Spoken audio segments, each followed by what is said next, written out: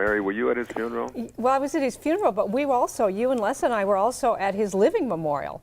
Yes. Yes, that's what I meant. Yes. I really Yes. meant he conducted his own funeral. I've always said that about He was Jack. a control freak. He controlled everything. Right, he was. Yes. So, and that's another very, very special moment. My wife and I flew up to Detroit from Florida, and you were there, and both Les and Mary, and so many other people who had been touched and influenced by him. And he said to the audience, if you remember that day, he said, "I don't want any of you to feel sorry for me. This is a journey that every single one of you are going to take." And he said, "I'm just here to express my love for all of you." It was just a beautiful, beautiful moment. I'd never seen anything like that done before. It was a great modeling for possibility. Yes. And he quoted from John Adams' last letter to Thomas Jefferson, and this quote Jack used was, he said, in your last letter to me, he said to Thomas Jefferson, in your last letter to me, you ask me how John Adams is, and I'll tell you. The house in which John Adams lives is falling apart. The windows are cracking, the foundation is falling apart, and the roof is leaking. Yes, soon John Adams will have to move out of his house. But John Adams himself is quite fine indeed. Well. Quite well indeed. Yeah, that was John Quincy. That was John Quincy Adams. Yes. John Adams' son. Yes, because I used that as a display quote. Is it? So maybe I have the letter wrong, but it was the right quote anyway. Yeah, it's directly absolutely the right quote, and it was John Adams. It was just John Quincy Adams, and it was. I was so touched by him saying that I made it the display quote for a book that I was writing at that time called "You'll See It When You Believe It." He influenced everything that I did. Isn't that marvelous? Yes. To have someone to influence everything that you do really is says something great about someone who has the ability to be a mentor. What are those qualities, Les? What's the greatest quality do you think that a mentor has? You have to be the message that you bring. Jack modeled that. I mentioned in a PBS special called It's Possible, and at the end of it I said, Jack was congruent. He lived his message. And I said, even in his dying, I said, he didn't die he didn't die March the 3rd or the 2nd. I said, he died March the 4th. And even in his death, he was saying to us, March 4th. And I said, I got that. And as we march forth to do the work that we have chosen to do, he is a person that even in right now, he's ministers to me. I've been dealing with cancer, prostate cancer for 19 years. And I have never seen anyone who he said lean into it when he was taking his radiation and chemotherapy. I mean, he handled it courageously. Yes, he died from cancer, right, in 1992. Yes, and so I've had moments where with the pain and also being closed in when you have the MRI, and I've been overcoming the challenge of claustrophobia, I could always hear his voice, lean into it. And it's carried me, it's been a mantra of mine to take me through this experience, this testimony of my life in being here. I have a question, in the Cafe of Dreams, I always like to use the analogy of cooking. And so when you're cooking up a cake in your oven and you turn up the heat, suddenly there's a moment where the ingredients with the heat transforms into a magnificent cake. It changes. And life is kind of like that, but you have to apply some heat. Somewhere along the line, we've got to light the fire. So I was wondering if Jack Boland ever lit a fire in you whereby you really felt that you were changed at depth by something he said. Mary? I've got a great story about that. 6 weeks before Jack died, he came to Oregon to speak at our center. We were meeting at that point in a movie theater that had 1,000 seats, having grown the work for the 5 years that I'd been studying and working with him and following. He would always say to me, I can show you how it works, but I can't make it work your way any more than I can make electricity work your way. You got to work with it the way it works. And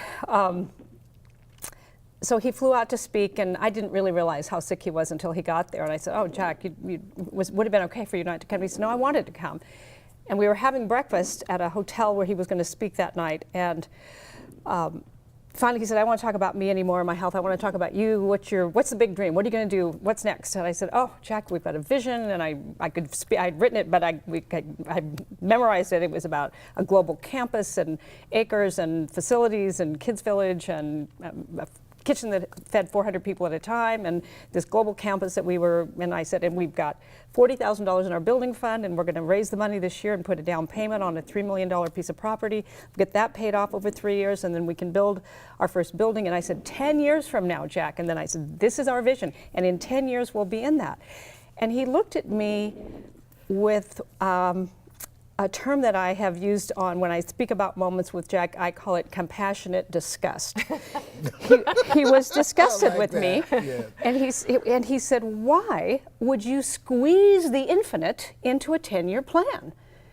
And I said, what do you mean? He said, well, you've just told the infinite that the only way it can provide this facility for you is through a 10-year plan. Oh. And you're convinced about it, so that's the only way it can work for you. He says, why don't you be open to the possibility that you could literally have the building this year? Why don't you get the building this year? And I said, well, because we have $40,000 and it's a $10 million dream.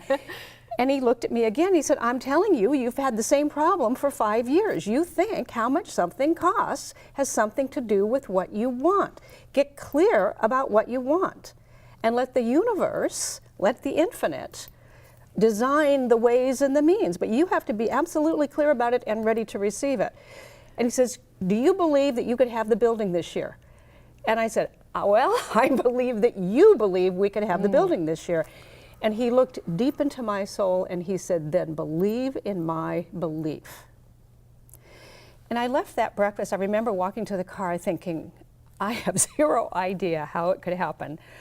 But I knew I was a changed woman because I now had an opening in my mind, an opening for it could happen. Up until then, I was convinced of the 10-year plan. And he was compassionately disgusted with my continued version of having to have conditions to be the answer to why I could or how I could do something. And I said, I will forever be changed by this moment. And I will just say, we held our first meeting in that facility, and Wayne, I know you spoke there numerous times.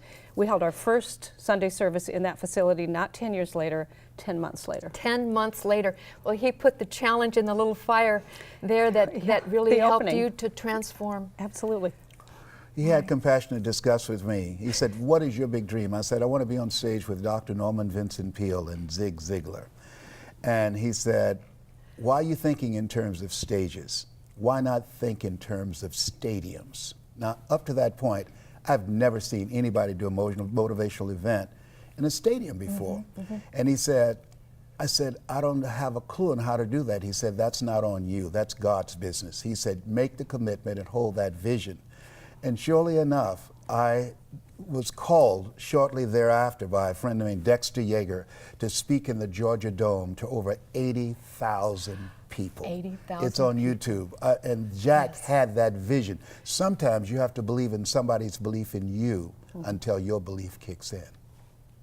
Oh, he saw that for me before I saw it. I tell people it's very important to have someone in your life who can see what you can't see, who can take you to a place within yourself that you can never go by yourself. So that's not only putting up the fire, but he actually had a large vision that he helped you see larger. Yes, I started holding that vision. Yes. Where 2 or 3 are gathered in my name. Name means nature. I started visualizing that was possible. I had pictures and things that I cut out on my vision board and with my mastermind journal. And it came to pass. And one of the things I always say, there's a reason that we're told, lean not unto thine own understanding. There's some things that we can do that does not fit within the realm of logic and being practical and realistic. And that speech is a manifestation of what he saw. And he saw it before I saw it. But I believed and I saw it in his eyes. I love that, Les.